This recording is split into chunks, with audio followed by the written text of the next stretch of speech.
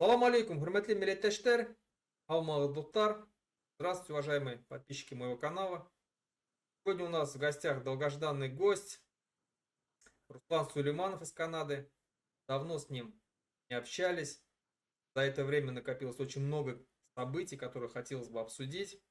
В принципе, я думаю, что у нас все это получится. Но у нас, как мы проводим и с Ашмуратом Хазратом, и как мы до этого с Русланом проводили такие беседы, у нас это не в форме интервью, а именно в форме беседы, диалога.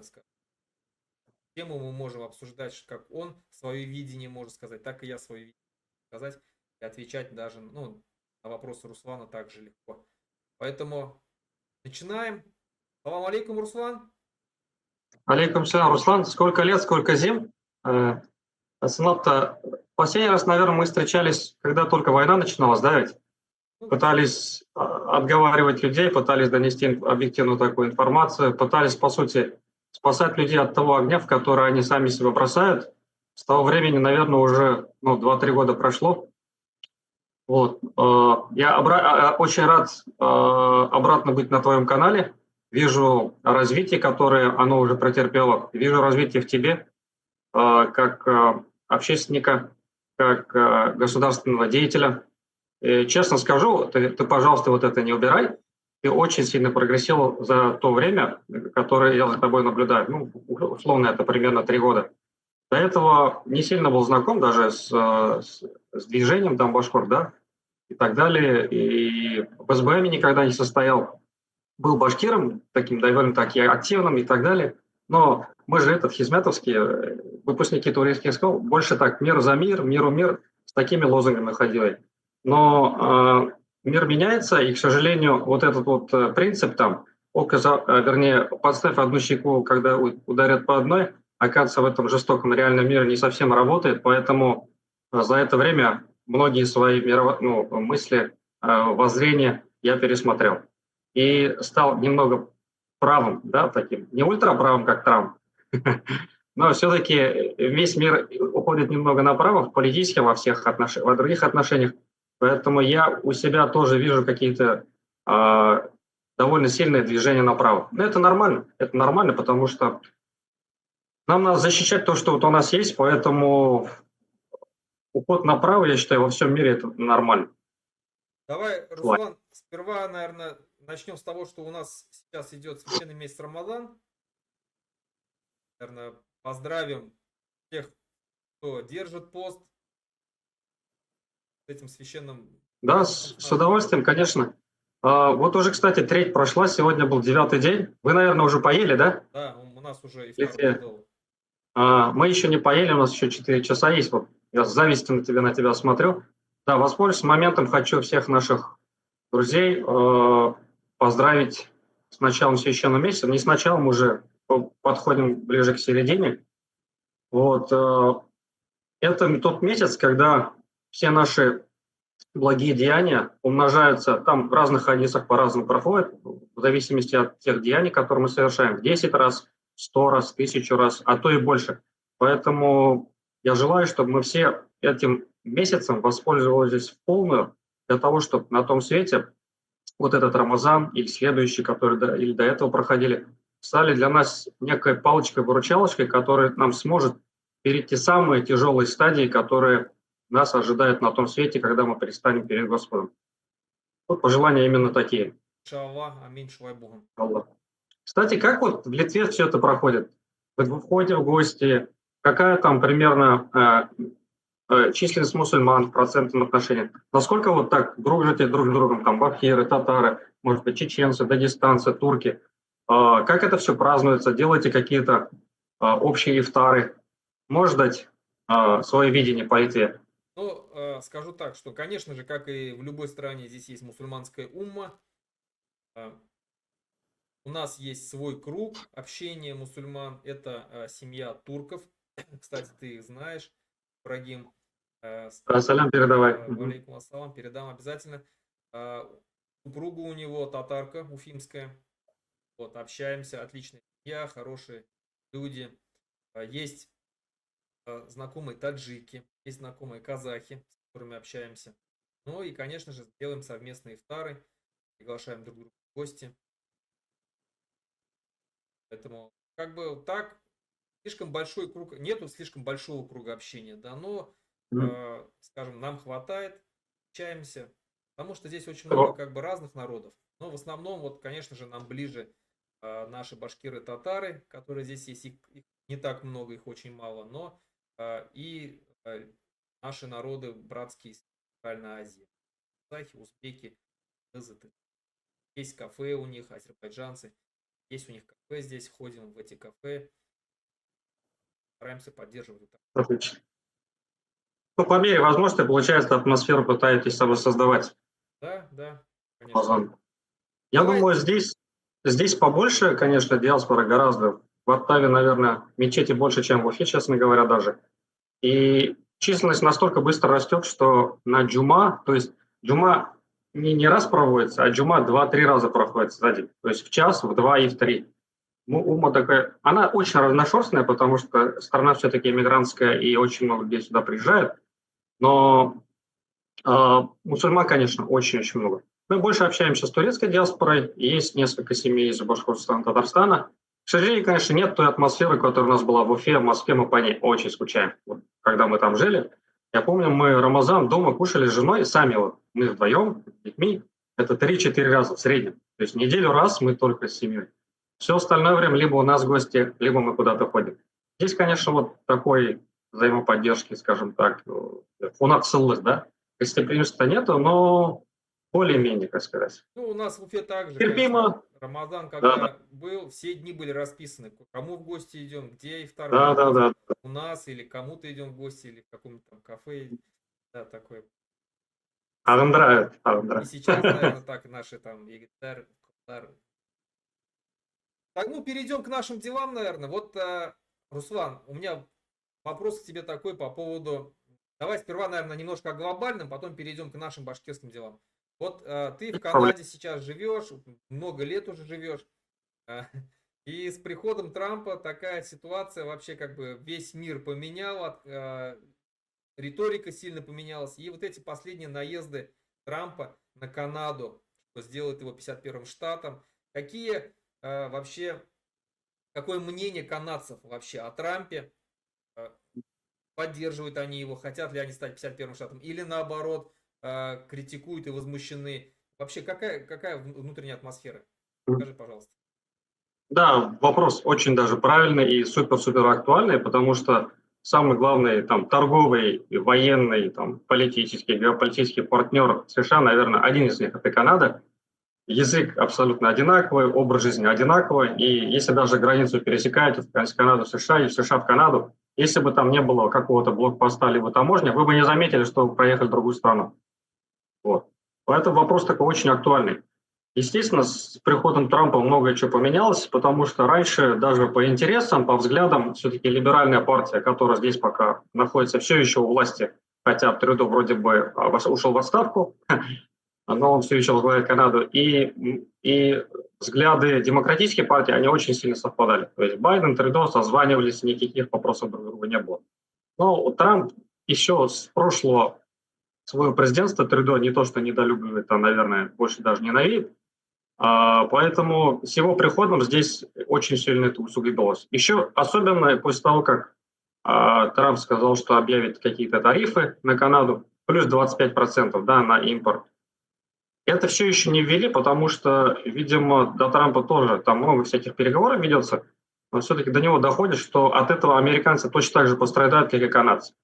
Ну, ущерб был бы, конечно, просто абсолютно сумасшедший. Допустим, в нашем Онтарио, это провинция, в котором я живу, самая многочисленная, говорилось о том, что если Трамп введет эти тарифы, то примерно 500 тысяч человек останется без работы. Это просто очень существенно. И уже, ну, риторика очень сильно поменялась. Если они говорили друг о друге как о главных союзниках, а теперь там канадцы, понятно, тоже разные есть. Но риторика, скажем так, властей, особенно там губернаторов нашего Онтарио, Квебека, это французская провинция рядом, либо Альберты, где добывается нефтянка, она прям воинствующая, воинствующая. Вы, если вы осмелитесь так сделать, то канадцы, так сказать, я немного удивлен, конечно, смелостью, мы вам выключим электричество. Потому что Канада основной поставщик электричества. Например, Онтарио поставляет в 3 штата здесь, Миннесота, еще куда-то, Детройт. Мы это выключим. Они, понятно, останутся там off-grid, да, без этого. Поэтому вот эта ситуация очень на нас сильно повлияла. Ну и, естественно, еще и цены. Цены, значит, я же через день хожу в магазин. Она и так $1-2 растет каждые 2-3 дня. А когда ведут тарифы, это будет просто очень существенно. Очень существенно. Поэтому геополитическая ситуация очень такая натянутая. Искусственно получилось даже сделать некую вражду между канадцами и американцами. Канадцы начали массово избавляться от того жилья, которое у них есть на юге Америки. Вообще канадцев называют snowbirds. Это люди, вот, скажем так, бэйби-бумеры, которые хорошо заработали, у них здесь все хорошо, и они не любят снег. Они улетают на зиму всегда в Майами, ну или в Техас, в те теплые страны, вернее, Штаты Америки. Они начали массово прям избавляться от своей недвижки от Америки для того, чтобы показать именно свою позицию по отношению к Трампу. Вот. Еще не надо забывать, единственная страна, которая когда-либо побеждала США и сожгла Белый дом дотла, это канадцы. Тут иногда даже такое говорят, мы можем повторить. Очень, конечно, знакомо. Не хотят становиться 51-м штатом. Или есть Скажем такие? так, нет, есть такие. Допустим, часть консерваторов, то есть та партия, которая сейчас там на 99% должна победить и прийти к власти, у них такие более правые взгляды, половина из них все-таки согласна с Трампом. Поэтому там разные были опросы, но, по-моему, если я не ошибаюсь, 28%, что ли, выразили как бы it's okay. То есть, если... Ну, я, например, сам тоже особо не против, честно сказать, потому что будет единый паспорт. Я сейчас даже в Америку перебраться не могу, потому что там нужна виза. У меня же гражданство только российское. А эту визу дать 3 года здесь, в Канаде. Можете себе представить? Для меня как бы особой разницы нет. Но канадцы, основная масса все-таки против. То есть они чтут свой суверенитет, они чтут законы, свои, скажем так, те фишки канадские, которые у них есть, и они не согласны стать частью Америки. Ну, тут, может быть, я такое мнение, что ты говоришь, что вот 1/3 канадцев, в принципе, поддерживает это. Тут, возможно, играет роль то, что все-таки колонизаторы и там, и там. То есть это не их родина, то есть где народ сформировался, там, да, культура, традиции, язык, все вот это. Это вот, если бы спросить у индейцев, там, да, еще можно было бы, да, получается, канадских. А здесь как бы и там колонизаторы, и здесь колонизаторы, в принципе, общая культура примерно так. Возможно, это вот я в этом вижу какой-то. Ну, в основном британцы, да, с этой стороны. То есть это англичане, шотландцы, ирландцы. Ну и там поменьше немцев, голландцев и так далее. Ну, с этой позиции ты прав, это тоже завоеванная территория. Ну, хорошо, тогда давай к нашим делам, к башкирским перейдем. Вот ситуация в Башкортостане, мы с тобой, когда последний раз, как ты правильно заметил, это был первый год войны, там только-только там первые, скажем, жертвы войны были, мы это обсуждали, там отговаривали. В итоге, как мы с тобой и говорили, что все это приведет к печальным последствиям, ну, так оно и вышло, и мало того, даже, по-моему, сильнее даже вышло, чем мы предполагали, потому что наша республика Башкортостан занимает первое место уже стабильно 2-й год подряд по количеству официально признанных погибших в Украине. И печальная статистика за Уральские районы, к сожалению, и Абзелиловский, Баймакский, то есть, да, и Белорецкий, то есть, такую эту статистику стоят в рейтинге. Что ты вообще вот скажешь об этом? Почему, во-первых, почему наши башкиры, татары, да, Башкортостана идут так воевать? Может, ты видел, наверное, мои видео с пленными, то есть, да, ну... Да, я смотрел. У Айгуль, у тебя несколько сюжетов посмотрел как раз с пленными. Что ты вообще Значит, знаешь, значит, я вот так скажу. Если бы на войне не платили денег, я не думаю, что даже 1% тех людей, которые сейчас находятся на фронте, они пошли бы туда воевать. Чужую страну, захватывать территорию, убивать людей. Если бы не платили. Я не думаю, что там реальных патриотов, которые за бесплатно, за родину, да, готовы пойти повоевать, там не более одного. Поэтому, если бы не было денежного вознаграждения, то этой войны вообще бы не было. Тем более, что там вначале воевали только контрактники, помнишь, да, там 200 тысяч, 300 тысяч, которые первые зашли, это были полностью контрактники. Регулярные войска России в этой войне практически пока не использовали, не участвовали, и они не были использованы. Поэтому эта война носит чисто коммерческий характер. И основное намерение этих людей, которые идут на войну, это чисто коммерция. Это заработать денег, обеспечить семью, закрыть кредит, купить дом и так далее. Они даже вот этот момент ставят выше, чем собственная жизнь. Поэтому я думаю, что ничего патриотического в этой войне абсолютно нет. Соответственно, люди, которые уходят, они уходят именно из-за экономической составляющей. Про это ты не раз говори, я много раз писал. Соответственно, если мы смотрим на количество погибших на этой войне людей, если концентрация, допустим, башкирских районов, особенно зауральских, там какая-то абсолютно запредельная, это говорит о том, что экономическая ситуация в этих районах, она самая худшая из Башкортостана. И исходя из того, Башкортостан, Татарстан отправляет туда больше людей и больше умирает, соответственно, экономическая ситуация в Башкирии и Татарии, Башкортостане, Татарстане тоже наихудшая. И, соответственно, если мы смотрим карту Башкортостана, это вот правая сторона особенно. Абзиловских я бы не сказал настолько много, но много тоже. Но все-таки Учеринский, Баймакский район особенно выделяется. Это те районы, в которых больше всего, по сути, всяких полезных ископаемых. Да. Там русская медная компания, еще кто-то. Еще. Да. По сути, они должны процветать, они не должны туда уходить совсем. Ну, не так ли?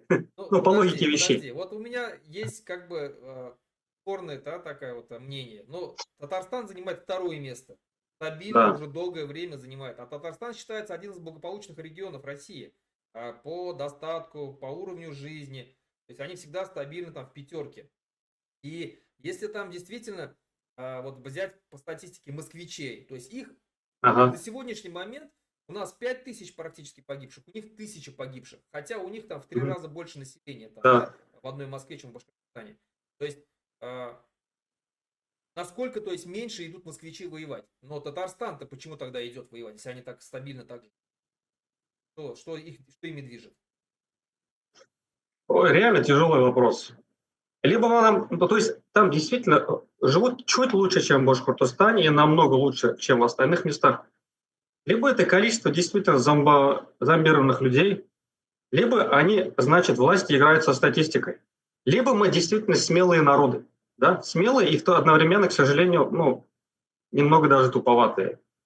И одурманенные телевизором.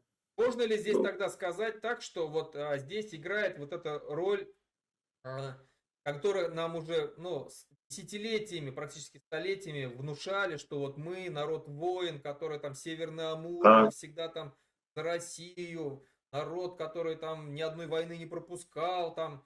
И вот давя на это через пропаганду, то есть нас как-то там поднимает какой-то рух, и рух кутеряляет, да, и вот я пойду подпишу там.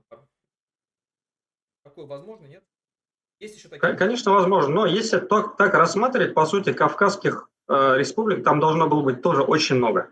Не так ли? Потому что у них рух примерно одинаковый, они тоже такие дерзкие, смелые. Но мы же этого не наблюдаем.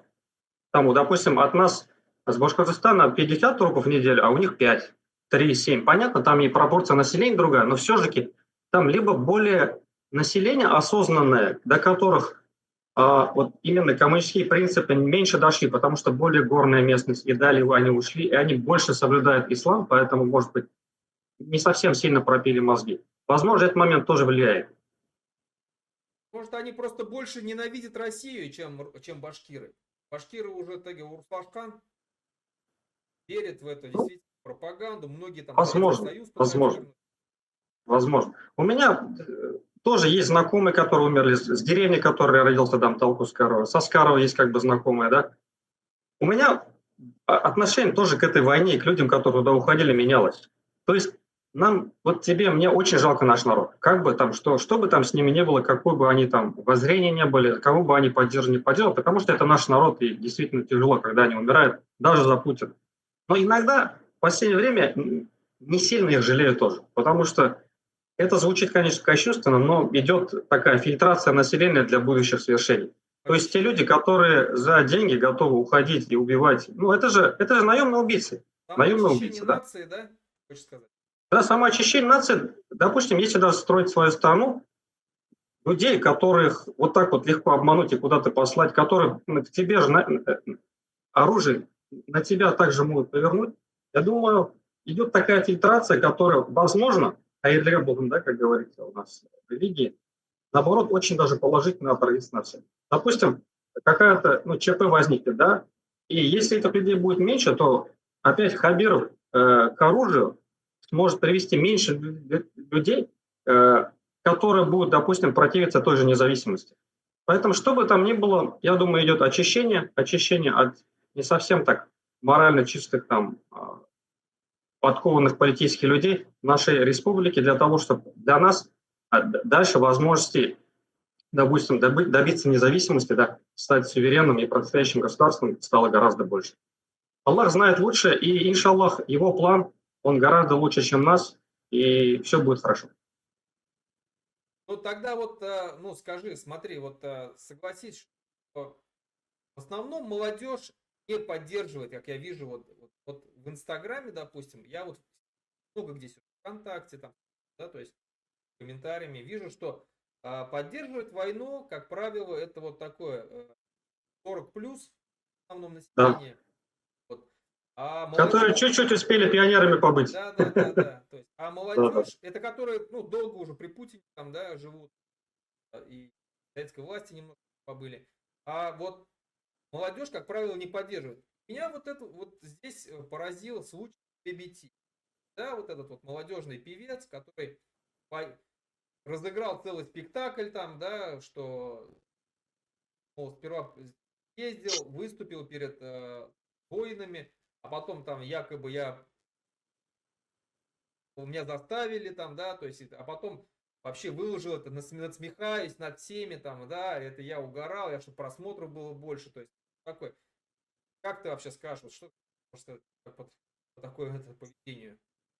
Ну вот смотри, для людей, которые находятся очень далеко за пределами Башкортостана, ну, мы очень скучаем, поэтому я, когда работаю, хожу, часто слушаю песни. Ну, полдня, допустим, я слушаю какие-то башкирские песни.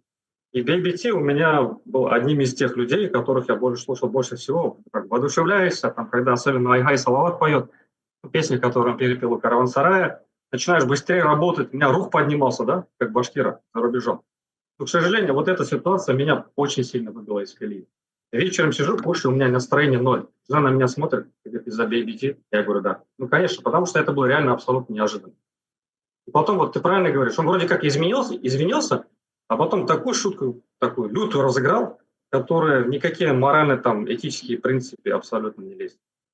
Вот. Что касается BBT, тут надо просто логически, ну, ребенок, конечно, не надо говорить, уже больше 20 лет, человек осознанный, ответственный за свою жизнь уже несет, но надо понимать, что этот парнишка поддерживает наемных убийц. Вот это сборище наемных убийц, о которых мы только что говорили, которым платят деньги. Если бы им не платили, они вообще не пошли на войну, они поехали убивать людей за деньги. Это получается то же самое, что ты приходишь в тюрьму, где сидят только наемные убийцы, еще массовые, которые убили там Чикатило по 60-40 человек. Ты приходишь и говоришь, их надо поддержать, и поешь. Вот разницы никакой нет. То идти в такую тюрьму, где только массовые убийцы сидят, и их поддержать. Пусть они башкиры будут. И пойти на войну, которая тоже за деньги убивает других людей. Тут, я не знаю, у парня проблемы с логикой. Реально проблемы с логикой. А если он после вот этих слов, ты можешь там как-то можешь сделать какой-то короткий, не знаю, шорт, перекинуть, пусть люди послушают, пусть BBT послушают. И после этого, если мнение не поменяется, ну это просто тупой бальбиш. У него просто нет мозгов. По-другому это объяснить уже невозможно. Пусть он обижается, не обижается. Это говорит об отсутствии мозга. И все. Он тебе ответит, что там не только контрактники, что там мобилизованные есть. Но мобилизованных тоже, они же заставили их пойти. Они не хотели воевать. Многие пытались убежать и так далее. Кстати, мобилизованные, которые были, помнишь, первый раз объявили, это был 22 год, ноябрь или 23-й? Там с песнями Шаймуратора, там все байские ехали, помнишь? Сколько из них вернулись? Где они? Их нет. Они все умерли. За что? Стало лучше жить в России, в Башкортостане? Ничего. Остались семьи вдовы, дети без отцов, куча психологических проблем. В то время денег мало платили, помнишь? Там за ранение там было 200, за убийство там ты миллион. Сейчас просто людей не осталось, поэтому там очень задрали как бы те суммы, которые платят там тем, которые типа хотят воевать. Вот, я думаю, такая ситуация. Мобилизованные не по своей воле туда пошли. Поэтому я его сейчас перестал просто слушать, потому что морально я его сейчас абсолютно не перевариваю. Я не знаю, что он сейчас должен делать для того, чтобы извиниться перед теми людьми, которые не поддерживают войну, а которых большинство. Особенно молодежь. Вот ты правильно говоришь, молодежь не уходит на войну. Там 20 до 30 лет практически никого нет, потому что они против этого. Понятно, они там нашли какую-то нишу, там бизнесом занимаются, у них все хорошо, либо нехорошо, но они не хотят воевать. Поэтому ты правильно говоришь, пока, или Горбачев еще говорил, по-моему, пока человек последний там в бывшем Советском Союзе с коммунистическими мозгами не покинет этот мир, эту страну тяжело будет переделать. Поэтому вот те люди, которые хотели, чуть-чуть увидели коммунизм, и у которых вот не умеют вычленять, да, там, главное от второстепенного, вот, пока они не станут меньшинством, с каждым годом, понятно, их становится меньше, наши проблемы так и будут оставаться. Я вот тебя поддержу здесь. Вот я здесь живу, и тоже когда-то бывшей колонии Советского Союза, можно сказать, которой 50 лет, все остальные там 70, а эти 50 лет были в советской власти, потому что их в 1939 году оккупировали. Вот, и тоже очень много до сих пор одурманенных людей от советской прошлом, там, встречаешь человека, он говорит, блин, там, да, я бы даже, снова встретил, он даже говорит, что вот я бы, говорит, был бы не против даже, чтобы туда российские танки заехали. Я говорю, тебе... Они литовцы или русские? Нет, он сам поляк, короче. Поляк. Еще тем более поляк. Ну вот, я говорю, я говорю, тебе что, плохо живется, что ли? Нет, говорит, хорошо, сын в Польше там, да, живет, в семье 2 машины, там, хорошая зарплата, там, в отпуск ездят, там, отдыхать, там, во Францию, там, в Италию или куда. Я говорю, а что ты, говорю, в Россию не переезжаешь? Почему, говорю, детей не отправил в Россию? А зачем, говорит, моя родина здесь? Я говорю, почему тогда твою родину хочешь превратить в говно? Я говорю, ты был в России? Да, говорит, был в Москве. Я говорю, Москву, говорю, нельзя сравнивать с Россией. Москва это считается один из лучших городов, если европейских брать, это один из таких лучших городов по европейским меркам. В принципе, мира. да, Даже по мира. жизни, по красоте, там, да, по благоустройству. То есть, реально там во многих городах так не живут Европы, как в Москве живут. Ну, ты, говорю, съезди хотя бы там в Киров, Вологду, куда-нибудь там, Куйбышев, Самару, да, то есть, и поживи там, говорю, посмотри, как там же, в Якутск съезди там, да. Это разные же вещи. Деревня. Да. Поэтому, да, то есть, и вот я к чему говорю, что, представляешь, я говорю, вот 30 лет они уже независимые, и до сих пор у них вот эта вата, она еще есть, и они, то есть, до сих пор с ней борются, то есть, тут еще нет, я тебе говорю, что вот некоторые там, и когда мы только переехали, ночью, помню, слышу, там, пьяные ходят, кричат, слава России, там, да, по улицам. Потом... Демократия? Никто ничего не говорит. Потом, когда Новый год, здесь встречают, то есть, поляки встречают по польскому времени на час раньше, а потом литовское, а потом еще как бы по российскому времени русские уже встречают, то есть салют и так далее. Я говорю, что вот 30 лет вата как бы она до сих пор еще есть. Мы сколько лет находимся в составе вот этой империи, у нас насколько люди еще больше зомбированы. Представляешь, сколько мы будем, вот представь, что мы стали независимыми, сколько лет мы будем бороться с этим, выживать, вытравливать. Я вообще в шоке. Вот, я думаю, нам будет полегче, если мы сможем показать реально, что независимый Башкортостан процветает там гораздо быстрее. Гораздо. Когда ты ничто не отправляешь в Москве, все деньги, которые ты собираешь в качестве налогов, все остаются здесь.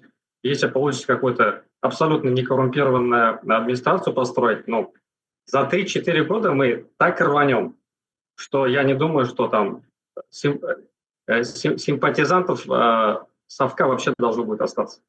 Иншаллах. Литва тоже процветает. Здесь каждый год там растут пенсии, зарплаты. То есть она живет даже лучше, чем многие там европейские страны, которые вроде бы говорят, что Литва там полная дотации, там Евросоюза.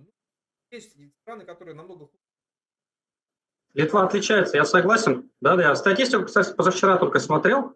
По уровню, значит, они должны подтянуться там уровню условно Франции, да, по доходам. В течение 3-4 лет, если вот именно закономерность вот такая дальше будет идти. Литва, Польша, Словения и еще какая-то страна была. Ну хорошо, вот да, видел ли ты или нет, я недавно делал обращение к жителям Абзелиловского района, твой район родной, по поводу того, что вот почему я это сделал обращение, потому что ко мне часто пишут, я даже там зачитывал сообщения, которые мне писали о том, что люди, коренные жители, абзелиловцы, продают земли свои, красивые землю, и уезжают в Магнитогорск, а на их продают кому? Русским. Да, русским Магнитогорск из Челябинской области, как правило. Что ты вот как абзелиловец скажешь? Ну, эта проблема, ты про это тоже писал, она очень старая. Я сколько жил в Бабиловском районе, вот с тех пор эта проблема существовала. Я это первый раз почувствовал, когда поехал в лагерь «Березка», тогда была в Ехтыкуле. Это такой, спортлагерь был тогда, назывался «Надежда». Вот. И ты ходишь, как будто ты не в Башкортостане находишься. В основном все вот эти лагеря, потом лечебницы принадлежали Магнитогорска. Такое ощущение, как будто ты чужой там ходишь. И как на тебя даже пальцем тыкают, да? И как-то немного даже презренно смотрят. Я это ощутил где-то, наверное, в 6 классе, когда первый раз туда поехал. Вот, поэтому вот эта проблема очень-очень давняя. К сожалению, коммерческая жилка людей, да, скажем так, даже в именно плохом смысле, она всегда преобладает над какими-то национальными, там, традиционными какими-то вещами. Допустим, насколько я знаю, каждый глава администрации, там, фамилию, наверное, можно называть, при Павликовиче было продано просто очень много земель в том же Ектыкуле, да. Мне сейчас там много ребят из Абельского района тоже пишут, что Нафиков Ильдар, да, который главой сейчас является, налево-направо жестко, говорит, Магнитогорском также распродает земли. Это что касается вот массовой продажи именно жителям Магнитогорска. Там схема же хитро построена. Мы выбираем депутатов, выбираем депутатов местные, там, в районные, там, как у них называется, условно какой-то там парламент. Муниципального района, депутаты муниципального района. Да, депутаты муниципальные. Они уже выносят за население решение. Вот, продавать этот участок там Магнитогорском, этот участок МК и так далее. А люди же это остановить не могут. Потому что эти коррумпированные депутаты спокойно распродают от имени народа. Хотя такого, по идее, как бы не должно быть. Вот. Но это из-за чего также случается, вот я немного с темы на тему перекину, а потом обратно вернусь, чтобы было понимание, да. Когда Москва, вот это централизованное государство, это опять минусы централизованного государства, когда Москва отняла у Уфы кучу всяких там преференций и прав, у Уфы практически ничего не осталось. И для того, чтобы они чем-то как-то управлять, начинают забирать те же права уже муниципалитетов. Помнишь, года 2-3 назад Хабиров сказал, он протащил это через Курултай, что отныне любые продажи земли в районах даже надо согласовывать с Уфой. Понятно, там себе какую-то еще кормушку сделал и так далее. Но он оставил абсолютно там аморфными людьми уже тогда местные муниципалитеты, которые абсолютно ничего не решают. Те дальше отбирают у деревень, а деревни дальше отбирают у людей. Это вот очень большой минус централизованной системы, которая у нас получилась при Путине. Что касается людей, то есть массовая продажа от имени уже администрации, о которой мы сейчас говорили, но также, наверное, не меньше люди продают именно свои участки в деревнях, особенно те, которые принадлежали там в красивых местах, там Ярлык-Хапова, допустим, да, там Кулкасово, Яхтыкуль, вот эти места, где горы, красота вся, река Кизил протекает. В основном это уже делают пенсионеры. Либо они перебираются к своим детям, либо они перебираются в райцентр Аскарова и так далее. Но абсолютно без зазрения совести продают. Тут тяжело что-то с этим делать. Тут национальное самосознание людей должно быть настолько высоким, чтобы понимать, что этого нельзя делать, потому что идет медленная оккупация твоего района. И он вот ты как раз про это писал, из мононационалистического, который был 88%, все меньше, все больше разбавляется, и, соответственно, теряет себя. И вот эта проблема, кстати, очень сильно у нас станет, когда Россия развалится, а все к этому идет, и у нас будет, иншаллах, свое процветающее государство. Я вот часто думаю о том, как с этим поступать. И я думаю, что надо будет аннулировать вообще все действия Абзелиловского района, начиная там от, я не знаю, советские, понятно, мы это аннулируем. Но из-за того, что это не согласуется с населением, и из-за того, что, по сути, это захват, возможно, нам придется насильно просто аннулировать все эти сделки купли-продажи земли и просто людей выгонять. А как по-другому-то? Как это по-другому? Это звучит, конечно, так немного недемократично, но мы себя должны вынуждены как-то съесть. Либо придется их выкупать. Так. То есть если мы станем какие-то процветающие, какое-то предложение будем делать, которое, по сути, не обсуждается, и потихоньку все свои земли забирать уже обратно. Ну, над схемой надо будет там подумать. Когда у нас будет, иншаллах, такой рабочий, нормальный, конструктивный парламент, да, Курултай там или ЕЕН, как бы там ни назывался, у нас миллиард вопросов, над которыми нам придется думать, и, Руслан, у нас сна вообще не будет. Ну, ты понимаешь, да? Мы, Я может быть, здесь час-два будем ночевать дома. Я добавлю, вот по поводу, кстати, земли, ну ты же знаешь, что у башкир это самый горячий вопрос был во все времена и века. Да, и в Тане наши войны велись именно из земли, которые захватывали у нас. Вот, и Ай, я помню по истории, да, я знаю, что первая Государственная Дума, когда была российская, когда образовалась Дума государственная, башкиры, депутаты от башкир, вступая там в Государственной Думе, поднимали вопрос о том, о возврате земли. Именно. То есть мы требуем вернуть нашу землю. Потому что мы требуем переселить Кельмяшак-Терде. То есть, да, переселенцев, которые нам... Они прям требовали. Это вот сейчас кажется... крепостных крестьян в основном, да, которых насильно перекинули на территорию. Да, при Столыпине очень много там, да, вот это вот. Они прям требовали, чтобы их выселить обратно. То есть о том, когда произошла революция, я знаю, что Временное правительство Заки Валиди ездили, Мутин и Тархан Мутин, они ездили Да-да. во Временное правительство, разговаривали там, то же самое, они поднимали вопрос о возврате земли и о переселении переселенцев, русских переселенцев обратно. Они, говорят, нам здесь не нужны, мы, говорит, не давали согласия, они, говорят, вот. То есть это всегда было так. И я думаю, что действительно, если, знаешь как, я думаю, что вопросы по поводу покупки земли надо всегда смотреть. Если, допустим, какой-то человек купил землю у нас, разводит какое-то хозяйство, или там бизнес, платит налоги, честно все произошла, сделка честная, то вот, таких людей, конечно же, трогать нельзя. Если все это было мутно, то есть, да, там, через коррупцию, через взятки, то есть, эти сделки, конечно же, нужно аннулировать. Естественно, через запугивание, мы знаем, там долги загоняли людей специально, чтобы такие, конечно же, сделки нужно аннулировать.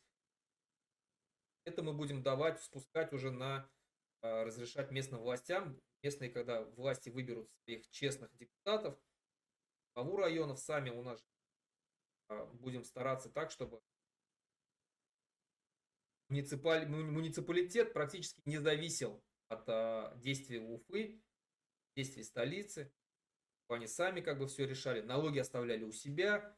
Соответственно, я думаю, что они очень быстро разберутся с этой проблемой, потому что они местные, они знают, кто воровал, кто был коррумпированным, кто здесь действительно платит налоги, а кто занимается мошенничеством и так далее. Вот. 100%. Да. Потом хотел с тобой поговорить, смотри, вот баймакские события. Эти баймакские события, мы с тобой их не обсуждали, потому что, да, то есть это произошло после того, как мы последний раз с тобой в эфир выходили. Недавно год прошел этим событием. Поили, посадили, потом начались эти события. Я помню, ты говорил о том, что Фаиля посадят. Я говорил о том, что Фаиля посадят, то есть были такие сайдерские, так старались донести. Фаиль выбрал остаться. Как ты считаешь, вот это? Потом появились очень много таких скандалов, начались, даже среди самих же башкир, когда часть башкирского общества пыталась перевалить вину за события в Баймаке не на Хабирова, не на центральную власть, не на силовой аппарат, а на самих башкир, что вот это они собрали там народ, вот из-за них народ пострадал. То есть, как ты вообще вот видишь все эти события? Чего они произошли? Кто в этом виноват? Я про это очень много писал в первое время, потом уже перестал, честно говоря. Настроение, конечно, не то, что там упала. Да, я переживал там гораздо больше, чем за Куштау, честно говоря, потому что там была гора, какая бы она там ни была, а здесь все-таки люди. И 84 человека сейчас уже более года находятся за стенками за просто проявление своих взглядов, Своих за убийц. поддержку земляка, который является стопроцентным патриотом, неподкупным, нигде никаких денег не получал. Истинный патриот своей земли, защитник там природы, защитник языка, защитник традиций. Человек, который вот вы вместе там делали очень много вещей, типа там трезвое село, помните, да? Столько, ну, организация, по сути, у которого цель никак не была не коммерциализирована. То есть вам же деньги не платили за то, что вы именно занимались такими положительными во всех отношениях вещами. Фаиль был одним из людей, который это возглавлял. Это был человек, за которым народ действительно шел. И вот этот процесс как раз это и показал. Ну, представь, Хабиров завтра посадят. То есть сколько, думаешь, человек будет стоять возле суда? Нигматянов? Нет, у них, если не хватит прийти уже, они все исчезнут, они уедут куда-нибудь. Никого не будет. А здесь человек, у которого действительно народная любовь, человек, который мог, по сути, вывести людей, наверное, да, на улице там и так далее, хотя он бы этого не стал делать. Вот. К сожалению, власть, ну, 100 раз про это говорилось, и еще раз повторю, власть избавляется от тех людей, которые могут возглавить при ситуации ЧП вот эту ситуацию как бы против властей. То есть можно, конечно, чуть-чуть влево, допустим, уйти. Есть как бы то же самое и в Дагестане же происходит сейчас. Есть мнение, что убили и отца Хабиба Нурмагомедова, потому что это человек, у которого была супер популярностью, пользовался на Кавказе. Если бы его отец сказал, идем на Москву, просто в Кавказ поднялся и пошел бы. То же самое говорят про Гувайсара Сайтиева, борца, который 3-4 дня назад, может быть, ты слышал про него, который выиграл 3 Олимпиады, борец, которому каждому слову прислушивались. Он тоже умер от сердечного инфаркта в 49 лет, суперспортсмен на улице в Москве. Поэтому от такого рода людей мы точно не можем сказать, это произошло или нет, но в любом случае идет зачистка политического поля для того, чтобы при часе X как можно было меньше сопротивления. Вот. Если бы ты был в Башкортостане, ты бы уже точно сидел. И тебе не дали бы 4, тебе дали бы лет 25-30. Мне, может быть, чуть поменьше, но я бы уже тоже точно сидел. И ты знаешь, что тебя и меня записали в организаторы. Мне звонили 2 полковника разных силовых структур. Руслан, не возвращайся. Вот как бы, ну, как только ты заедешь, у тебя уже не то, что будут проблемы, но тебя уже забирают и посадят. Значит, по BMX событиям очень переживаю. К сожалению, мало что можем сделать. К сожалению, на виллу пока что этих всех людей не можем поднять. Но у нас хорошая память. Мы всех пока запоминаем, Руслан, ты прекрасно об этом знаешь. И когда придет время, мы со всех с них спросим. И я даже выступая, вот спрос с них, не за те методы, которые ты выступаешь. Я за гораздо более радикальные. Я буду счастлив увидеть их на виселице, как Муссолини и его жена, которые были повешены потом, да, диктатор Муссолини. Скорее всего, так и будет. Потому что во время хаоса, когда нет никакого уже контроля, когда нет пока государства, которое может быть какой-то закон соблюдать, да, люди, обозленные на эту власть. Это я не говорю, что я буду призывать или я буду там что-то так, да. Но даже те же родственники, они сейчас все то время, пока у них сын, муж, там, либо отец находится в застенках, они копят ненависть. Это надо понимать. Человека посадили на 7-8 лет. Его дети растут. Ты видел, они все многодетные, у многих сыновья. Они, думаешь, когда вернутся, начнут любить Россию, что ли? Или их сейчас семьи начали больше любить Россию после этой ситуации? Ничего. Только ненависть только прибавляется. И у семей, и у нас, и у всего общества. Поэтому, когда эта власть крякнет, как бы, я не хочу дальше ничего говорить, много чего ужасного и интересного произойдет. Но это тоже будет во благо, потому что эти люди не должны засорять наш будущий независимый Башкортостан. А нам они абсолютно не нужны. Помимо, надо, наверное, вспомнить, что помимо тех, кто сидит, здесь еще своих убили. Да. И это не прощается, конечно. И никаких уголовных дел не было открыто. Ты про это много раз тоже писал. Да? Тоже Рифат Даутов, да? Никаких движений. Эти люди, которые били, должны сидеть. Но вот это избирательное отношение к закону, когда ты защищаешь только своих, ну, это все плохо закончится. А И закручивают же все сильнее, сильнее, сильнее, сильнее. Хабиров Ну сам дальше, там даже оскорбил, можно сказать, Даутова там, да, свалил на него, ну, еще оскорбил ух, Арифа Габитова. да, Фаниль Агай там был, Кульшарипов был мой преподаватель, с Фаниль Агаем мы много играли в шахматы, я всех их хорошо знаю. Жаль, что они просто не встали, не плюнули ему в лицо и ушли. Я бы просто плюнул и ушел. Но, к сожалению, может быть, там субординацию надо соблюдать из-за того, что они живут в Башкортостане и могут как-то пострадать, либо их родственники. Но Ну, пока приходится с они и тетками, так сделали обращение, как одни из немногих, кто сделали обращение, вот эти три согласен. Аксакала, которые Узбеков, да, Ариф Габитов и Гарипов. Молодцы, молодцы. У Айдара как бы только честь и хвала. Дай бог, чтобы они дожили до того времени, когда мы будем независимым государством, и все будет процветать. Многие об этом мечтают, даже вот, ну, среди как бы уважаемых башкортов, скажем так, в годах таких довольно много. Ну, может быть, тебе пишут, мне кто-то пишет. Иншалла, они увидят те дни, когда мы будем процветать. Ну, а вот, смотри, если переходить к интеллигенции, к нашей, да, элите, вот Руфа Рахимова, да, сейчас ее идет преследование. Уже, по-моему, второй суд прошел, ее обвинили, признали виновной. Скорее всего, в дальнейшем, на мой взгляд, уголовное дело ее будут брать. В то же время она вот, ну, ведет себя так. Я понимаю, что она пытается защитить, да, то есть в то же время она там пытается показать, что я люблю, я поддерживаю войну, я ни за что там обвиняете, я патриот России, наши ребята там, мальчики там, и мы их поддерживаем. Как ты вообще смотришь на эту ситуацию? С Рауфой, ну, я думаю, тут сильно критиковать не надо, понять можно. Таких все-таки много, потому что они пытаются самосохраниться внутри России тоже. Я не думаю, что у нее какая-то Путина любовь есть. Мы с ней посадим ее на детектор лжи и зададим те же вопросы, я думаю, ну, многие удивятся. Никакой любви к Путину, там, к России и так далее. Я думаю, там как бы нету. Просто людям как-то надо выживать, родственники все-таки там и так далее. Мы просто с тобой уже невозвратные, поэтому можем говорить что угодно. Но даже если провластных типа людей сегодня посадить на детектор лжи и опросить, там очень много чего интересного. Вся эта конструкция абсолютно, ты понимаешь, она такая искусственная, она держится только на страхе, и надо просто какое-то правильное домено вынуть для того, чтобы все остальное развалилось. Вот. Мне понравилось то, что у нас сделала с Нигматяном, за это честь и хвала ей, ударила по лицу. Надо было, конечно, побольше, 2-3 раза там очки сломать, было бы еще круто.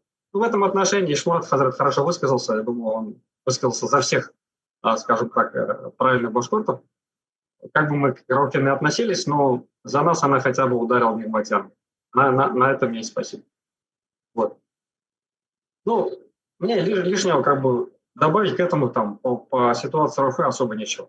Ну Особо а нечего. как ты думаешь, вот что с ней будет дальше? Я не могу сказать. Если дальше ситуация будет ухудшаться, дальше, да, война, она не собирается никак прекращаться, и надо будет дальше закручивать гайки, и, скорее всего, ей откроют дело и куда-то закроют.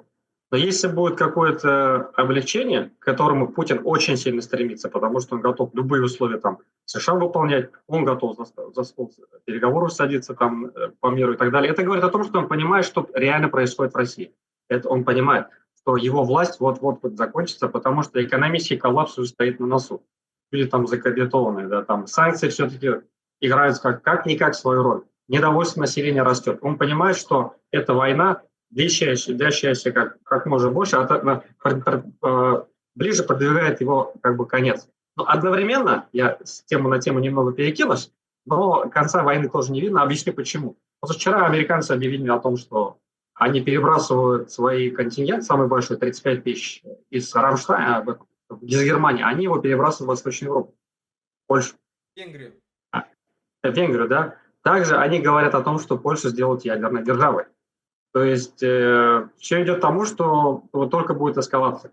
Либо Трамп так играет против Путина для того, чтобы показать, слышь, если ты не будешь садиться за стол переговоров, ну, я могу еще покруче сделать. Либо это какой-то план, который нам неизвестен, просто по истреблению населения, чтобы Европу кончать, Россию кончать и так далее. Мы этого не знаем. Но вот ты говоришь, как бы там Путин, да, но Рауфу Рахимову преследует Хабиров. Ее не московская власть преследует. Вот Фаиля преследовала московская власть, да, там Мгм. конкретно. Мгм. У Рауфы война именно с Хабировым. Ну, молодец, что держится, все еще зубы показывает. Понятно, там его воззрение может не совсем правильное, но не знаю.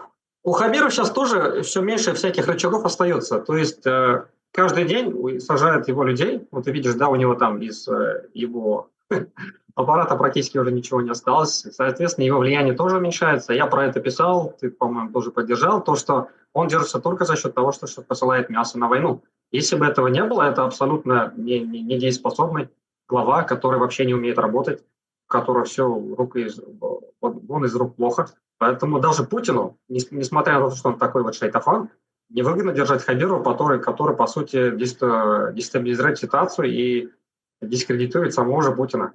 Если бы он не поставлял мясо, которое очень нужно сейчас российской армии, Хабирова бы там уже давно бы не было. Поэтому Хабиров, наверное, только молится о том, чтобы война не закончилась, потому что если закончится, он оттуда улетит быстро.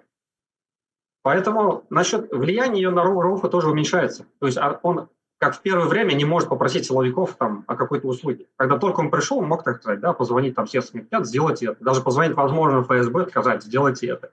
Сейчас ситуация совсем не такая. Он там, на него столько компромата, и вот в любой день он может сесть, что я не думаю, что там по личной какой-то инициативе он может как-то на ситуацию в Рауфе сильно надавить. Ну, у Рафи еще такой момент есть. Это все-таки племянница Рахимова, а Рахимов все-таки остался в наших сердцах и памяти как очень хороший первый президент. Как бы там ни относились к нему или ко второму его, там, ко второй половине его срока. Но все-таки вот это имя Рахимова, это дает знать. Это будет, даже несмотря на то, что она типа поддерживает Путина войну, если откроют уголовное дело, тут интересные люди могут подняться даже против самого Хабирова. Поэтому я не думаю, что вот это может далеко уйти. Пока логичный мысль сам дошел до того, что, скорее всего, на нее сильно давить не будут. Я считаю, что наоборот будет уголовное дело. Ну, посмотрим, кто из нас окажется прав. Посмотрим, да. Дай бог, чтобы ничего не случилось, потому что и так все люди сидят либо на грани, никто не может свои мысли высказать. Ну, я здесь сразу как бы оговорюсь, да, что я, конечно же, не желаю Руфе Рахимовой никакого уголовного дела, и она там меня часто мочит, да, вот. Нормальная она пайка, она поменяет свое мнение, когда все поменяется, она будет тебе и служить еще. Но, конечно же, я желаю Руфе Рахимовой. Хотя она, конечно, зря там надеется, она там перед каждым судом говорит, я верю там в справедливость, там, но очень наивно, она тем более Руфе Рахимова, которая там столько лет в позиции, да, американской власти, говорит такие вещи, там, я верю в справедливость, там, и так далее. Ну, судебную справедливость, конечно, очень наивно. Или либо наигранно, да, но все же я, конечно же, хочу, чтобы... И вот перейдя к следующей теме, смотри, вот Хабиров, да, ты замечаешь в последнее время, что, вот ты правильно сказал, что у Хабирова власть очень сильно шатается, она держится только на пушечном мясе, которое он отправляет. Ты замечаешь, что в последнее время как всю Россию, так и нашу республику захватывают вот эти вот черносотенцы современные под названием русская община. То есть, да, и вот показательно, что они открыто делают видеообращения, стоят бородатые там, да, люди с пистолетами в руках, говорят там, призывают русских объединяться, там, учиться стрелять, учиться там с ножевому бою, единоборством, чтобы защитить там якобы себя, свою страну и так далее. И эти же люди открыто проводят у нас русские марши, там, да, в республике, на Масленицу, где Хабиров на одном конце площади Хабиров жарит блины там, да, на русской Масленице. В другой там стороне уже кулачные бои русская община проводит там. Открытые тренировки там ножевого боя там и проводят они в лесопарке. Что это такое вообще? Вот? К чему это может привести, как на взгляд? Ну, это вообще процесс, честно говоря, мировой. Это же просто так на пустом месте не возникает. Вначале привозят мигрантов, потом делают все возможное для того, чтобы их возненавидеть, а потом либо их состыковать вместе, а потом и быть судьей. Правильно? Помнишь, про это я тоже писал в прошлом году. Вот. И потом это как-то быть судьей, выйти из ситуации сухим. Эта ситуация абсолютно везде. Вот я по Канаде тоже самое могу сказать. Здесь очень, страна абсолютно иммигрантская. А последние... Канада сильно поменялась за 7 лет. Вот оттуда я перейду уже к России, да, чтобы было понимание. Ну, ты в Европе, наверное, то же самое видишь, хотя в Литве, конечно, этого гораздо меньше. Значит, когда я приехал в Канаду в 2017 году, тут есть Тим Хортонсы. Тим Хортонс – это огромная сетка, гораздо больше Макдональдса, кофеек. Своя такая, чистая канадская штука. Вот. И в какую бы ты кафе ни зашел, куда бы там ни пошел, все были люди белые. Я не в том смысле, чтобы я сейчас против там азиатов там или индийцев и так далее, но это была довольно-таки белая страна. Хотя Оттава довольно большой город. Да? Иммигрантов было много. Но сейчас у меня ощущение, что я живу в Дели. Вот абсолютно. Куда бы я ни пошел, где бы я... Только люди коричневого цвета. Это индийцы. Их запустили сюда миллионами. Они забрали всю работу у белых людей. Понятно, покажут низкоквалифицированную, там, низкооплачиваемую и так далее. Но их такое здесь засилие, что от понятия Канады вот эта идентификация остается, практически ничего не осталось. Соответственно, белые люди начали вот сейчас поддерживать консерваторов и уходят направо, о чем я говорил в самом начале.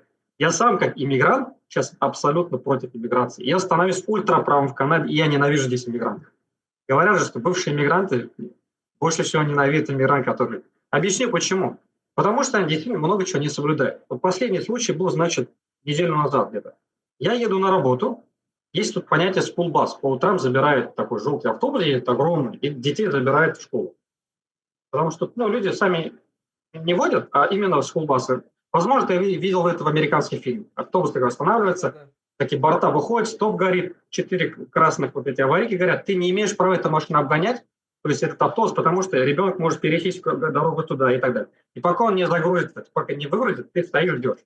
Значит, еду я, и вдруг этот автобус останавливается, 3-4 мальчика там уже или девочки стоят белые, ждут автобус заранее, они заранее пришли. Это так и принято. Автобус, когда подъезжает, твой ребенок должен быть там, он садится и уходит, потому что дальше там детей собирают. Значит, я остановился вторым, потом, значит, и заходят все, а автобус не уезжает. Смотрю, индийская семья, как бы там к индусам не относились, у меня очень сейчас негативно.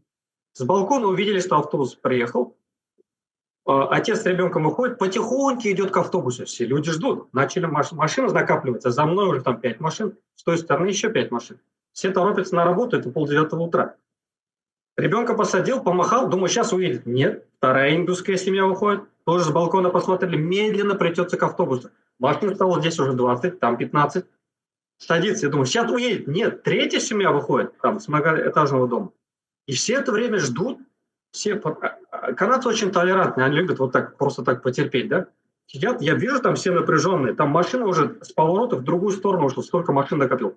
Он медленно пришел, посадил своего ребенка.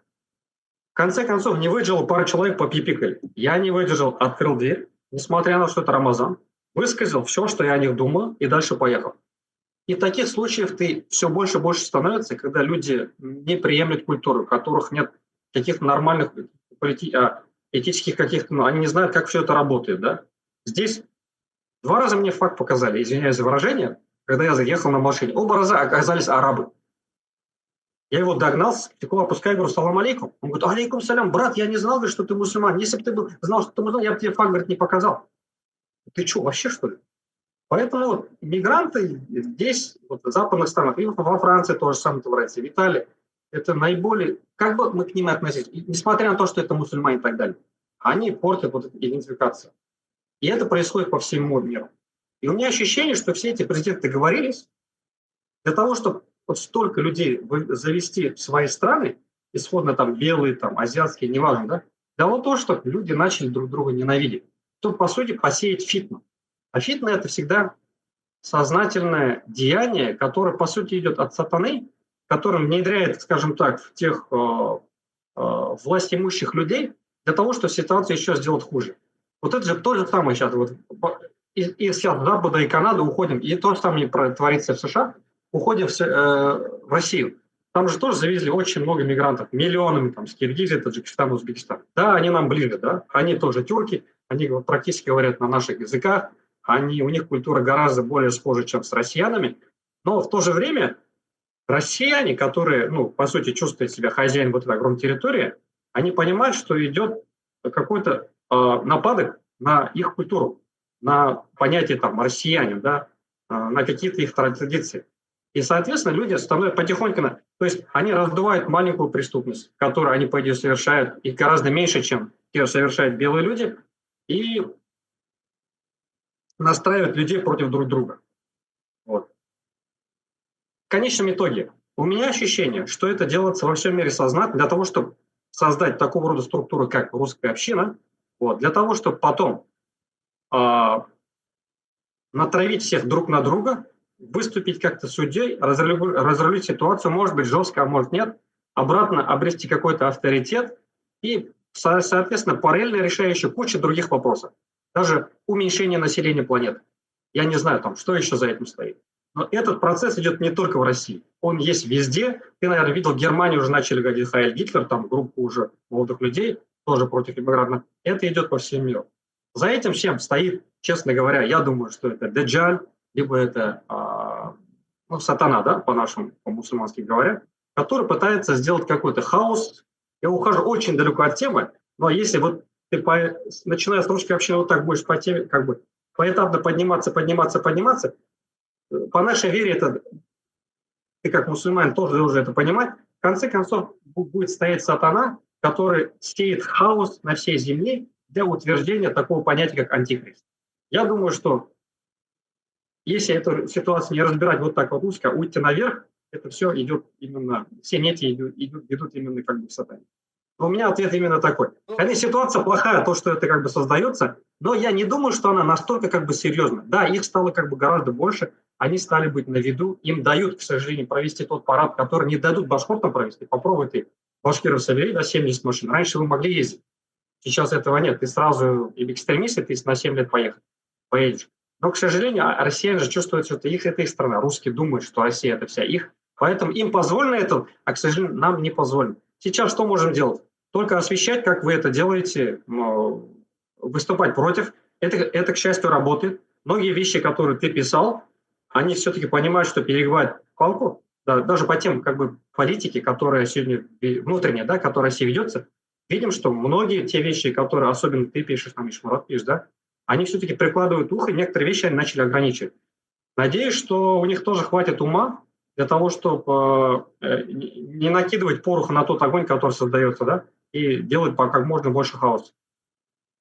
ну, смотри, Руслан, я согласен с тобой, когда ты говоришь там вот это вот засилие миграции и так далее. Когда мы обсуждаем, допустим, ситуацию в какой-нибудь там Рязанской области, Тамбовской области, я не знаю, там, Орловской области, да, ну, в Москве даже, но хотя Москва это столица, да, то есть она не имеет права там вещи, потому что город общий, может. Но это же у нас же республика. Я бы не сказал, что в республике Башкортостан идет засилие иммигрантов. У нас такого нету. У нас нету огромное количество диаспоры, там, таджиков, узбеков, кыргызов или еще кого-то. И мы не видим, чтобы там на площади Салат Юлаева сидели там толпы там, таджиков. Мы не видим, чтобы там в башкирских кафе там или где-то там в гостином дворе, чтобы вот толпы сидели там таджиков, узбеков там или еще кого-то. Этого нету. Но зачем у нас русские общины? Для чего они нужны? У меня немножко по-другому. Я согласен, что там русским не нравится, да, что приезжают многие там мигранты, которые там не хотят интегрироваться в культуру, учить язык там, да, и так далее, и так далее. Но, во-первых, они сами не хотят работать на тех же самых низкооплачиваемых работах, на тех же самых стройках, и, соответственно, кто-то должен это делать. Здесь приезжают мигранты, которые согласны работать на этих тяжелых работах, там, дворниками работать. Тут как бы одно из двух. Либо ты сам идешь работать на эту работу, либо ты привозишь мигрантов, да. Это первое. Мгм. Но еще раз говорю, если возвращаться к нашей республике Башкортостан, у нас этого нету. Но у нас есть русская община, которая точно так же, и вот эти скандалы там с флагами, да, то есть как они раздули его. Это же все влияние вот этой русской общины, когда сами башкиры из Брузянского района фотографируются с флагами там и перкой. То есть, и когда произойдет тот же самый хаос, эти же русские общины, они же не будут, ну для чего они сейчас тренируются, для чего они сейчас вооружаются, для чего они сейчас учатся стрелять? Явно не для того, чтобы во время хаоса там, да, стрелять в узбеков или таджиков, а явно для того, Мгм. чтобы там вот эти конфликты, когда возникнут на межнациональной почве, когда войдут Подпишись на «Свободный Башкортостан». там право нации на самоопределение, суверенитет заявят башкиры, татары, там, чеченцы и так далее. Вот здесь они себя проявят, да, как те же самые там во время у Гитлера бригады, да, вот эти вот Рема. Мгм. Вот, пожалуйста. На мой взгляд, что тут надо как бы отделять зерна от плевела.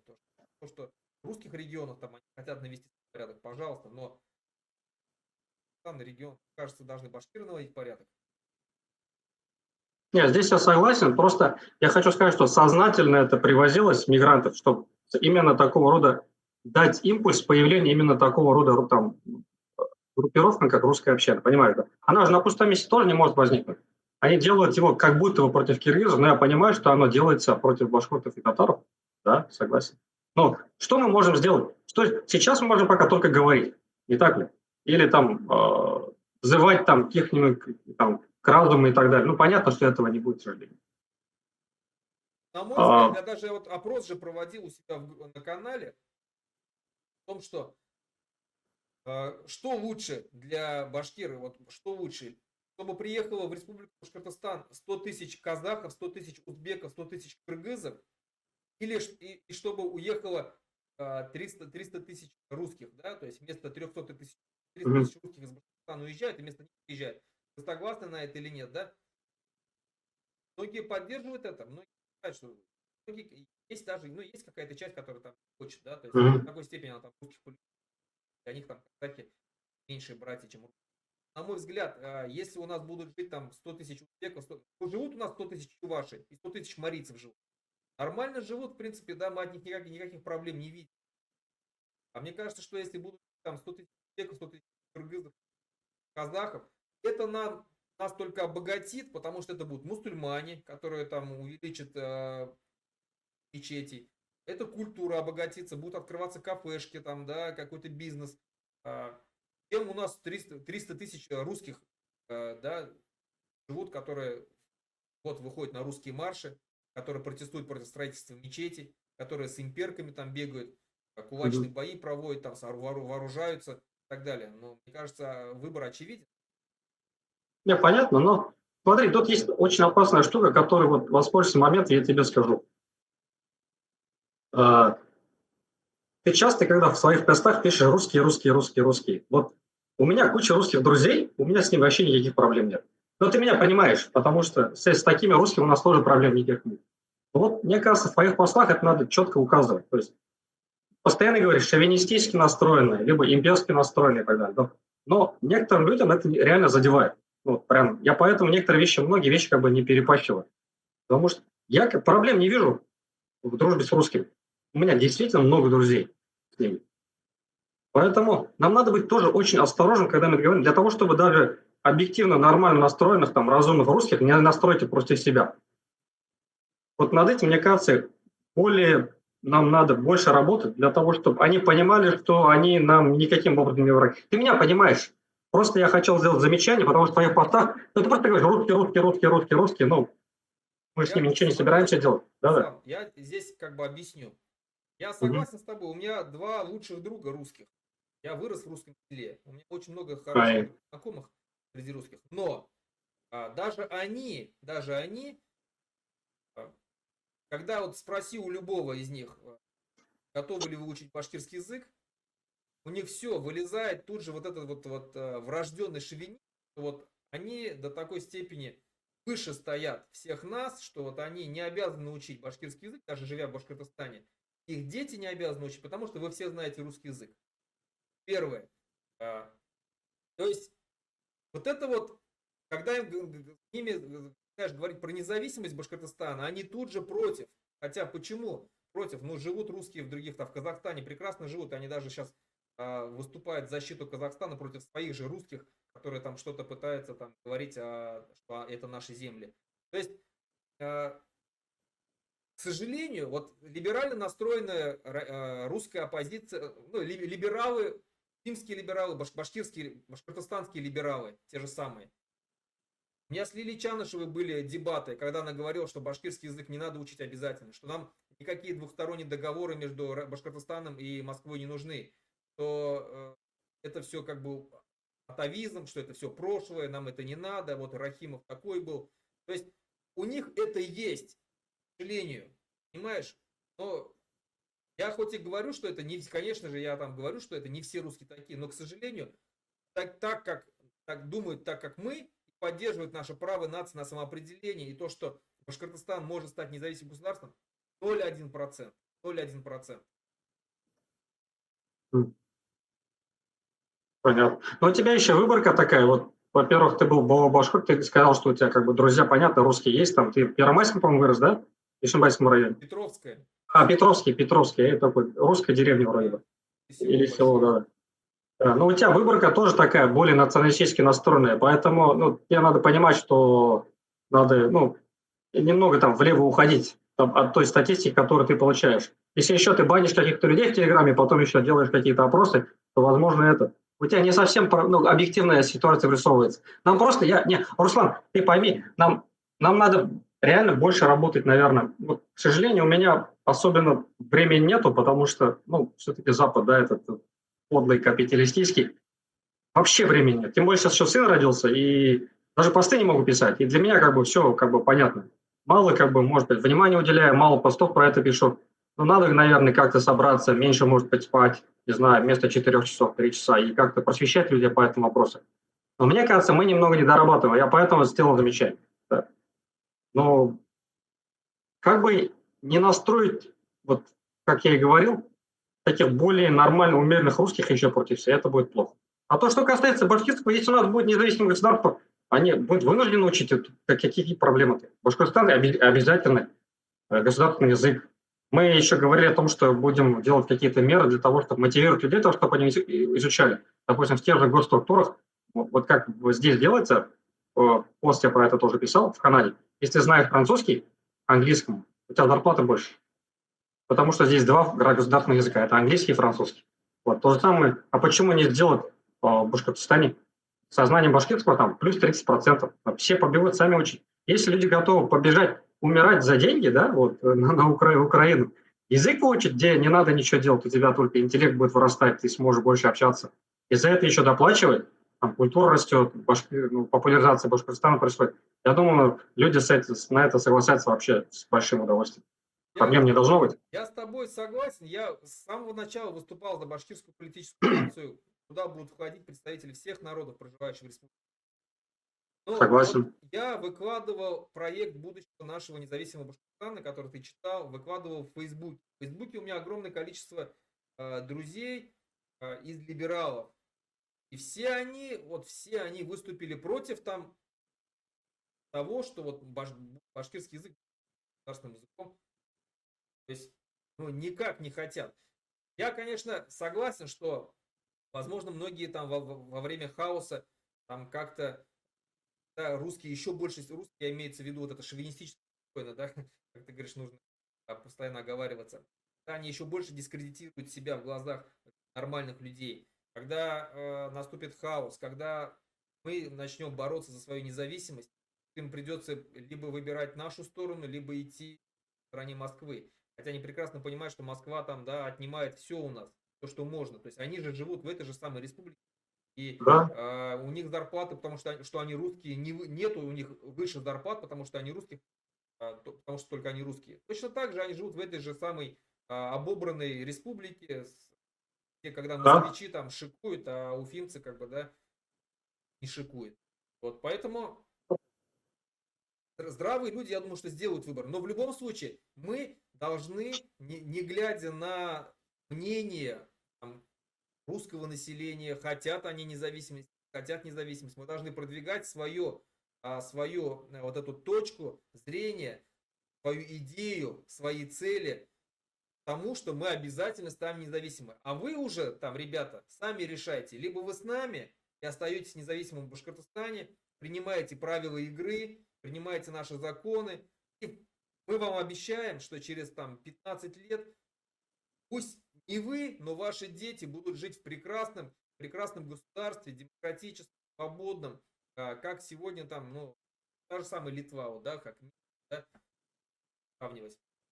Либо вы там нас подавляете, вновь остаетесь в этой России, которая, возможно, там во время перемен каких-то вот этих изменится на 10 лет, как-то там, как при Ельцине, да, но опять обязательно станет империей, которая будет подавлять, которая будет нападать на кого-то, которая будет ваших детей забирать, отправлять на войну, обирать вас будет точно так же. Ничего не изменится. Вот, ребята, то есть мы будем в любом случае отрываться, да, от уже там сами решайте. Либо остаетесь, либо уезжаете. Выбор. Ну, ты правильно говоришь. Сейчас основное, значит, просвещение, а потом... Эти люди же ведомые. Там, когда какие-то большие потрясения происходят, 99% они ведомые. Куда их позовут, они туда и пойдут. Итак, поэтому, если у нас будет реально хорошая программа, которая подкреплена какой-то силой, и реально физической, возможно, какой-то военной, да, вот, крутыми какими-то проектами, там, и самое главное, кадрами, которые готовы ради Всевышнего и для благополучия своего независимого Башкортостана трудиться.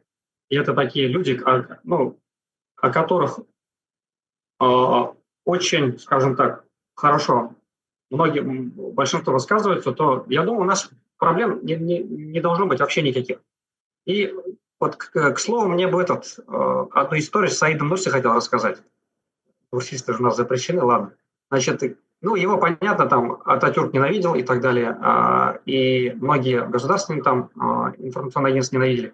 Как-то его один журналист хотел не то что опозорить, какие-то тяжелые вопросы задать, и попросил к нему на интервью. Он пришел, он его позвал, все удивились тому, что он вообще его принял. И вот этот Саид Нурси, старый старикан, да, вот этот духовный деятель, который никогда даже не женился, занимался тем, что пытался сохранить ислам в этом кафирском Ататюркской республике каким-то образом, в котором даже арабские отменили, намазы отменили, там эзан был на турецком языке, Ататюрк, это же черт был, как бы. Вот. И его журналист пришел к Саиду Нурси. Саид Нурси его так обхваливал, как будто был король. Да? Вот. И он ему чай наливал, какие-то сладости принес. Даже его ученики, которые рядом были, удивились. Ты говоришь, Худжа, ты что делаешь? Это же как бы из стана врага пришел и так далее. А этот журналист полностью поменял свое мировоззрение, ушел от него не как уже врага, а как уже минимум с нейтральной позицией. И он тогда ответил, вы бы не хотели, чтобы вот завчера у вас было 73 врага, а сегодня уже стало 72. Вот поэтому нам нужен очень такой сильный баланс во всех деяниях, которые мы совершаем. Где-то надо пряник, да, где-то надо кнут. Но для этого нам нужен какой-то такой мощный эмоциональный интеллект, для того, чтобы прекрасно выходили из всех позиций с самой большой выгодой для себя. Поэтому я и упомянул про русских, про то, что нам больше говорить именно об их просвещении. Но в то же время понятно, что если большинство сильное куда-то побежит, они за ними и пойдут. В этом отношении то, что за нами большинство молодежи сейчас, они молчат, они пока в России находятся, да, ходят под этим режимом и так далее, как-то выкручиваются, делают свой бизнес. Но мы прекрасно понимаем, что 90% из них, когда развалится Россия, будут выступать за независимость и за построение своего суверенного, не России будущее прекрасное, а Россия, а Башкортостана. Как наванисты любят говорить, я просто пытался перефразировать на свой лад. Извини, я заплетаюсь. Во-первых, я голодный, потому что у меня урожай идет, да, Руслан, извини, во-вторых, я с людьми не общаюсь здесь. Я даже русский немного подзабываю, потому что вот интеллектуальных каких-то бесед у меня нет. Я вот вижу, у тебя слог за 3 года просто он по небеса ушел. Я помню, как ты первый пост писал, какое-то интервью делал. Немного махтовый термин, сейчас ты на голову вырос. Просто вот в моих глазах, возможно, какой-то ты мини-Закир Алиди уже, да? Тот же Спаиль Алсынов, это мини-Салават Юлаев. Там BBT мог стать Бабичем, но, к сожалению, провалился. Я не знаю, как он оттуда будет вылезать. Алтына это такой мини-Бабич, да? Поэтому мы вами гордимся. Мы очень рады вообще Башкортостану. За всех скажу, что вы есть. Такие патриоты Башкортостана истинные, которые не за деньги, а именно по призыву сердца и души, и ради довольствия Всевышнего вот занимаетесь вот этой вот большой политической деятельностью. Рахмет, Не Руслан. убирай это, Руслан, пожалуйста, не убирай. Если уберешь, я на тебя буду злиться. Рахмет, Я знаю, что ты не любишь, когда тебя хвалят. Это очень достойное качество как мусульманина, но в то же время, пожалуйста, это оставь. Ладно? Яра. Руслан, а то тогда напоследок я все-таки возвращаюсь к абзелиловской теме, потому что она мне очень больна такая. Я очень не люблю, когда башкирские земли вот так вот у нас. У нас и так от некогда огромного исторического Башкортостана остался маленький кусок. Отобрали и Оренбургскую область, и Челябинскую, и Северо-Свердловскую область, и Курганскую область. Вот. Пермская, да. Пермские, да, края. Я бы хотел, чтобы ты, башкирца, скажем так, сказал, да, своим землякам по этой ситуации. Мгм. Ну, хөрмәтле милләттәшләр, бигрәк тә Әбиәлил халкы, мин үзем сыгышым менән Талкускар авылында, шуның Хәлилдә яшәдем, шуның Аскар авылында яшәдем, шуңа күрә безнең районда үтеп барган вакыйгалар безне бик нык борсый. Әлбәттә, без халык өчен дә бик нык борчылабыз, ерләребез өчен дә борчылабыз. Хәтерләйһегездер инде теге Ирәндек тауын, теге русская медная компания эшкәртергә теләгәндә, мин Фейсбукта күп итеп теге нәмәләр эшләнем, посттар эшләнем, шуңа каршы халык та сыкты бит инде. Шуңа теге үзебезнең ватаныбызны, матур табигатыбызны аклап алып калдык.